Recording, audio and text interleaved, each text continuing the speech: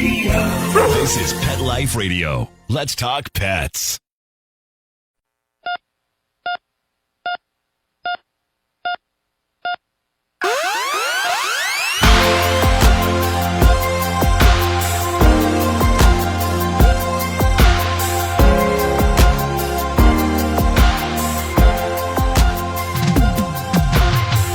Welcome to ER Vet on Pet Life Radio. I'm your host, Dr. Justine Lee, and I'm a board-certified emergency critical care specialist and toxicologist.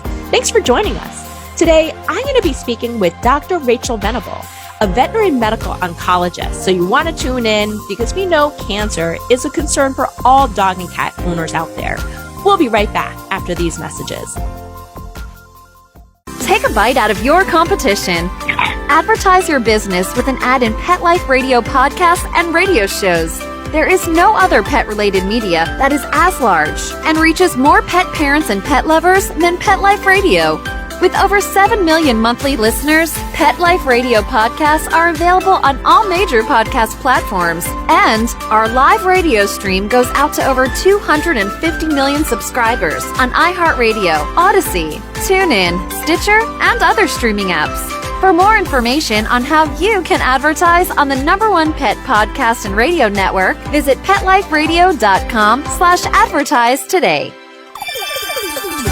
Let's Talk Pets on PetLifeRadio.com.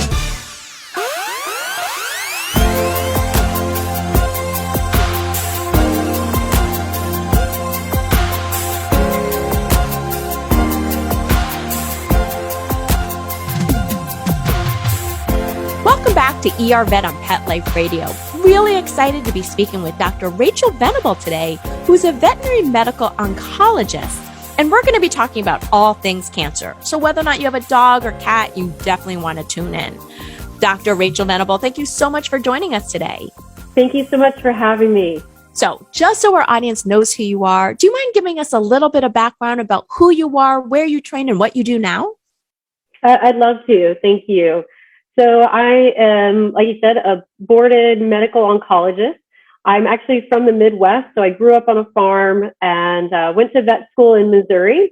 And that's where I found out more about oncology and specializing and just really fell in love with oncology. So I did my internship at the University of Georgia and then my residency at Colorado State. And so kind of been all over. And then I've been doing private practice for the last several years.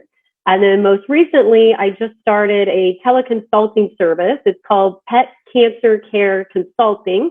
And with this, my whole goal, I'm really trying to increase access to oncology care because there's just not enough oncologists out there. I know you guys have to clone more oncologists. It's so important, especially since it's one of the top 3 causes of demise, at least for what I see in the veterinary ER. Now, do you mind just stepping back? What is an oncologist and how is that different from a family vet?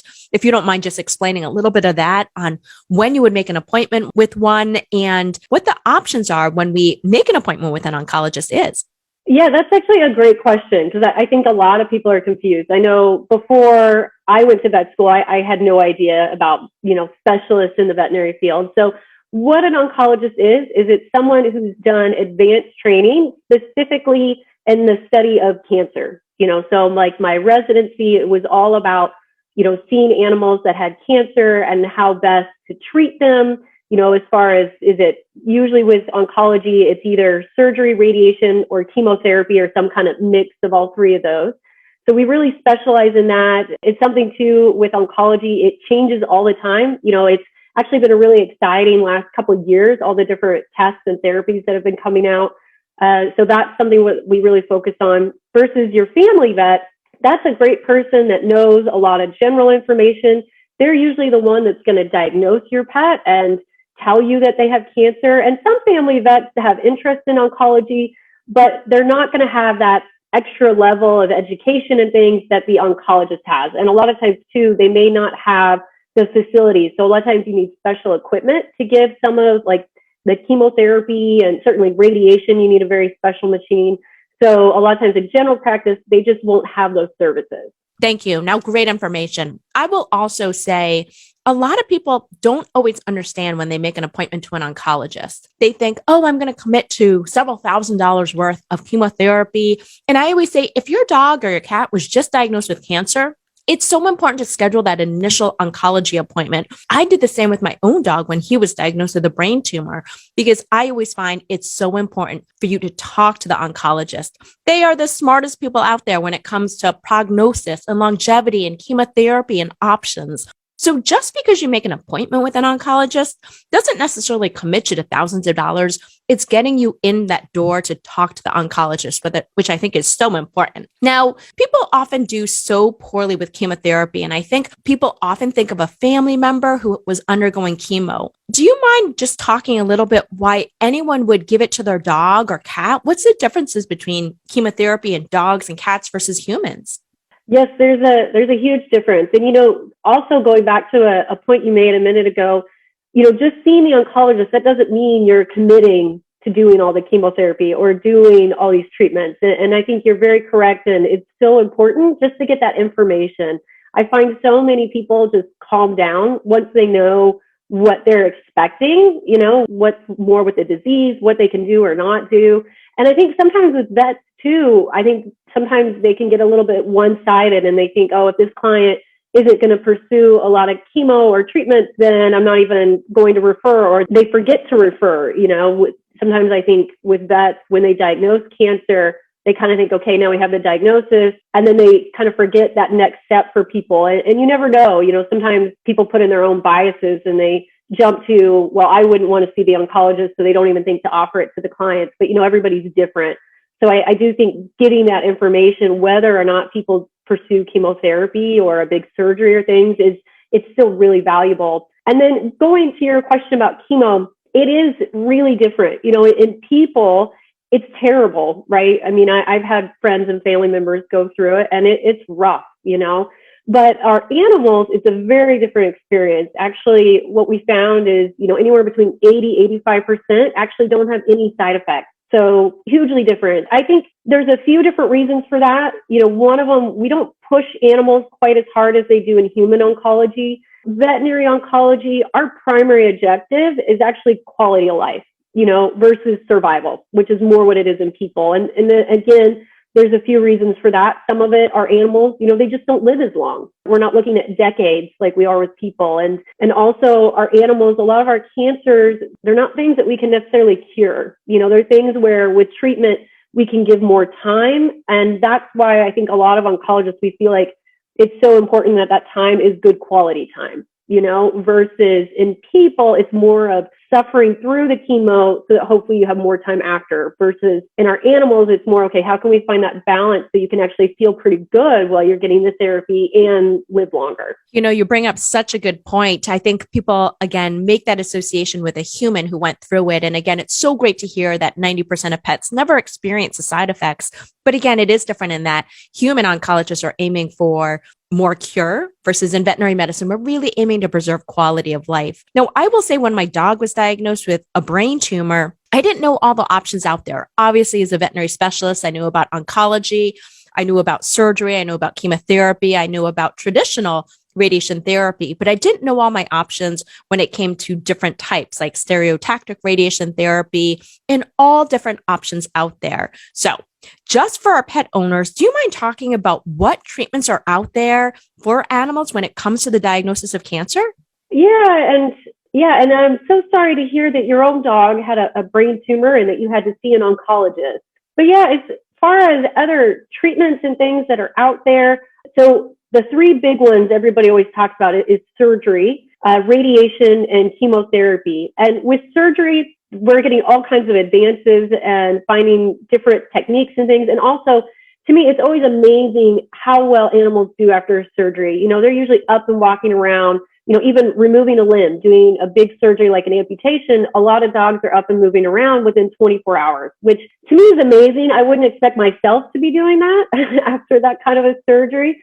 But these guys are still resilient, and they live so much in the moment that they just, can do great with what we would consider pretty big surgeries. And then, radiation. So like you mentioned, especially with brain tumors, you probably heard a lot about stereotactic radiosurgery. This is pretty exciting, and we're getting a lot more of this in veterinary medicine. And even in human medicine, that's a fairly new technology. It's very precise radiation that we're able to give quite high doses. And so what's nice about it is you need a lot less treatment. So traditionally, radiation, you're usually looking at, a daily treatment for a month or more. But with the stereotactic, you actually, a lot of times, it's just 3 treatments, so significantly less. And we're actually seeing side effects are usually fairly less too. And again, it's because it's so precise. So it's quite exciting. I know actually I'm here in Arizona, and there's a lot of medical services out here. There's, Mayo and all kinds of clinics.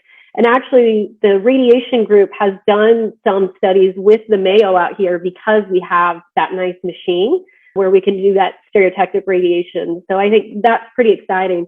Chemotherapy, so that's the other big one. Certainly, that's a lot of what I do, being a medical oncologist.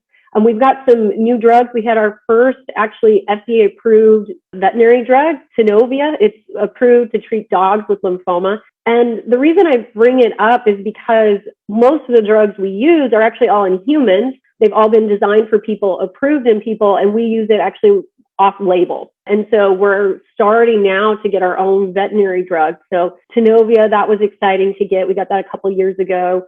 And then now the newer thing that's starting to come out are these targeted therapies, or what's called small molecule inhibitors. And a lot of times these are pills. And so that's also an interesting thing because a lot of people, they're more willing to give their dog pills. They usually don't have to have as many rechecks versus if you do an IV treatment. And so that's something, a new one just came out called Laverdia. That's another treatment for lymphoma.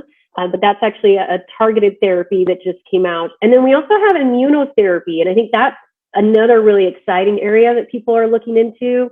It's also pretty new. We've had something called the melanoma vaccine. We've had that actually for quite a while, but then some other new things are coming out where they're trying to see, okay, maybe if we can somehow stimulate the immune system even more, we can get a better response. So there's definitely some interesting things coming out on the frontier with that. Oh, thank you so much. I can't tell you how much I'm often pinged by people on social media asking for help about a diagnosis of cancer or treatment of cancer. So it's so nice to know that there's so many options out there, which brings me up to teleconsulting. Can you tell me, first of all, what is teleconsulting? And if my dog or cat was just diagnosed with cancer, how can your vet use teleconsulting, or even how can a pet owner use teleconsulting? Yeah, teleconsulting, and I think it's something that the pandemic has really brought to light. People weren't able to go into the vet or even their own doctor. In human medicine, it's actually taken off some more as well. And what teleconsulting is it's a virtual consult. So it's using things like Zoom or other video type platforms. And with what I started doing, so my new service is I'm trying to increase access to oncology because, like we said, there's just not enough oncologists, unfortunately, for how many pets get cancer. And so how this works is actually the vet can form an account with me, and then like the appointment. So the pet owner would come back to the vet clinic, like a recheck, and then I would come across on a computer screen. And so it would be a video chat. So it's a 3-way conversation between the oncologist, the vet, and the pet owner, which I also think is nice because then you get that continuity of care because all 3 parties are able to talk. And so make sure everybody's on the same page as far as what's been going on and the exam. And then that consult, what I do is go over pretty detailed about, the disease, testing, treatment, prognosis, and then see kind of, what next steps from there. So is it, more palliative care? Are there chemo options? Like, do we need to get into like a brick and mortar oncologist, or can the vet do some of those treatments, or certainly the pill treatments? A lot of them are comfortable with because you don't have to have special equipment for that. So that's really what the consulting, I'd say, looks like. It's that instead of seeing somebody in person, you have the convenience of seeing them wherever you are over a video feed. And so for a client, I think it's nice, if there's no oncologist near you, there's several states that actually don't have a veterinary oncologist. So people could have to drive pretty far. Also, sometimes people they like their vet, they like their family vet, and they're not quite sure if they want to see an oncologist, but they just have a lot of questions. And so this is a nice way for them to really, get all that information without really having to travel. So I think it helps the client by giving them more of that information and just partnering with that family vet. And then the vet, I think it helps because they're able to give that next level of service and things to their clients and, getting more of that information. And also, it can help even bringing in some revenue to the vet clinics because they may be doing additional testing or treatments and things that they wouldn't have necessarily done before. Always so nice to know that we have options with telemedicine, especially if people live in areas where there aren't oncologists. Now let's take a short break and we'll be right back with this really important topic right after these messages from our sponsors. Molly, here's your dinner. Zeus, that's not your food. Don't let that happen to your precious cat. Elevate your cat's eating experience with the Cat Tree Tray. The Cat Tree Tray keeps your cat's food off the floor and conveniently located on the cat tree. It's the perfect way to eat.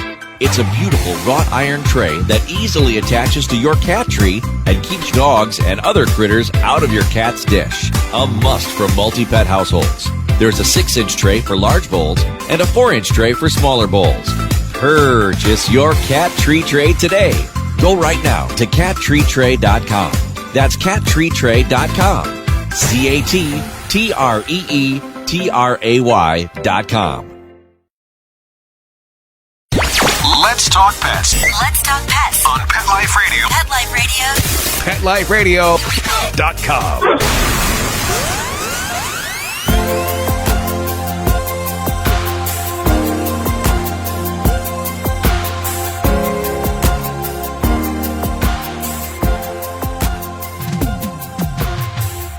Welcome back to ER Vet on Pet Life Radio. Really excited to be speaking with Dr. Rachel Venable. And what we're talking about is cancer. So again, if your dog or cat was just diagnosed, so important that you make that appointment with an oncologist to at least consult to find out if chemotherapy, if surgery, if radiation therapy are options for you. Please know there are more and more options out there, from oral medications to injections. And it's really important to be able to talk this over with your family vet and an oncologist. Now, I did want to ask you, I get asked all the time, how do I know if my dog or my cat has cancer? Do you mind just talking about some of the signs of cancer that warrant a veterinary visit to your family veterinarian? And then if you could just briefly touch on the top 5 cancers in both dogs and maybe cats. Yeah, cancer, sometimes it can be tricky to diagnose, especially at home. It's like, when do you get nervous or not? So big things I'd watch for. So any lump or bump, any kind of mass that stays there, especially if you've noticed that it hasn't changed over a couple weeks or so. Definitely anything that's rapidly growing or firm to the touch. I would certainly have that checked out by your vet. Any, real decline in appetite or energy, that's not specific for cancer, but a lot of times we can see things like that. Any swelling, like a lot of times people notice swelling on the neck and it's actually their lymph nodes. So again, any kind of abnormal swelling, weight loss, especially if you feel like your dog is eating normally, but you're noticing they're getting thinner. That's something that I would certainly recommend getting checked out. And certainly, vomiting or diarrhea, and it doesn't seem to be, appetite related, like it's not something that they ingested and it's not going away. That would be another big one to get checked out by your vet as well. What about top 5 types of cancers, just so our pet owners can be as well educated when it comes on what signs and what diseases to look for? So as far as the top 5 cancers, so lymphoma is certainly pretty common, and that's where the lymph nodes or the glands are swollen. So if you're petting your dog, and you feel like swelling in the neck or behind the knees, I think those are kind of the ones that owners find first. That's unfortunately a pretty common one that actually can respond really well to chemo. The other big one is mast cell tumors, which those are usually lumps or bumps, which can be anywhere on the body and can honestly look like almost anything. Sometimes they almost look like a bug bite. Like people report that they just popped up. It was red, itchy, but just didn't go away. Or sometimes it's a lump under the skin. And so those are, again, those masses that don't go away that you'd want to get checked out, because mast cell tumors also have a wide range as far as how they behave. Another big one we'll see is soft tissue sarcoma. So again, those are massive, usually I'd say on the legs, sometimes on the trunk that we could see on animals. And again, they're usually firm masses that just don't go away. So those are big ones to watch out for and have your vet, because a lot of these, just what's called a fine needle aspirate, so a very non-invasive test your veterinarian could do and actually diagnose what it is. So those are all very easy to know kind of quickly. All right, is this just a more benign, like a fatty tumor? A lot of dogs, especially as they age, get these usually soft lumps that are fatty. And so again, you could easily diagnose, okay, is this a fatty mass or is this something more concerning? Other cancers we can see, sometimes actually there's one called an anal sac tumor. So if you notice your dog really scooting a lot or really licking at its rear end. The other thing is groomers, a lot of times we'll find those, because part of the grooming, they'll express their anal glands and they feel something firm back there. So definitely want to get that checked out if your groomer feels a mass. Mammary tumors, so in dogs and cats. So if you ever feel anything along the mammary chain, firm, swollen, you'll definitely want to get that sampled as well. And we can't really tell usually from just those needle aspirates how aggressive those are. And so surgery and things, that would give us a lot more detail on that one. And cats, they also get lymphoma, but it's usually different. You don't normally feel the gland swollen. Actually, what we typically see in cats is stomach upset. So usually chronic vomiting or weight loss that we just can't otherwise explain. And then as you do more testing, like abdominal ultrasound and things, then that's how we find that disease. So at home, basically you see less appetite and vomiting. Thank you so much. Great information. One last question for you. We often hear the term One Health, and I was just wondering if you could explain, what does that exactly mean in veterinary or human medicine? Yeah, One Health, I think is great. It's a really exciting thing where essentially we're able to learn more about human cancer from our companion animals. And it's because, especially our dogs, they live with us, they're exposed to a lot of the same things, and they get a lot of the same cancers. But their lifespan, as we know, is unfortunately a lot shorter than ours. And so they actually make a very good model for human cancer, because a lot of what they use in studying human cancer, mice models and things where it's artificially growing a tumor. And so it's really hard in drug development, just because something works in an artificial environment like a mouse, and then going straight to a person. And so a lot of these drugs are failing. What they're finding is if they actually use it in dogs that naturally get like lymphoma, it's a much better model to see how these drugs will work. And where it's also exciting for dogs is if that drug works in dogs, then we have another new drug that we can use, because, so it helps both with our animals and with the people. So I think it's a great way how we're trying to find things. The dog genome, we actually found that a few years ago, and we've actually been able to kind of tailor some things where we found, like with golden retrievers, the genetic variation of how they're so prone for lymphoma. And then they were actually able to find that in the human genome. So it's just really exciting how we're able to use animals to help us learn more about people that, actually helps both species a lot. Dr. Venable, thank you so much. Fantastic information. It's so hard because having the diagnosis that our pet has cancer, especially in the ER vet, is so heartbreaking. I can empathize with all you pet owners out there who've ever had a battle with this, and so thankful for oncologists out there who can really take it to the next level when it comes to care and treatment for our dogs and cats. Thank you so much again for joining us on today's show. Thank you. I really enjoyed it. Well, that brings us to the end of today's show. You can find Dr. Rachel Venable at petcancercareconsulting.com, and you can find me at drjustinelee.com, on Facebook or Instagram at Dr. Justine Lee, or email me your pet questions at drjustine@petliferadio.com. With that, we're out of time, and again, just want to thank Dr. Rachel Venable and Mark Winter, our producer, for making the show possible. See you at the next episode. Let's Talk Pets, every week on demand, only on PetLifeRadio.com.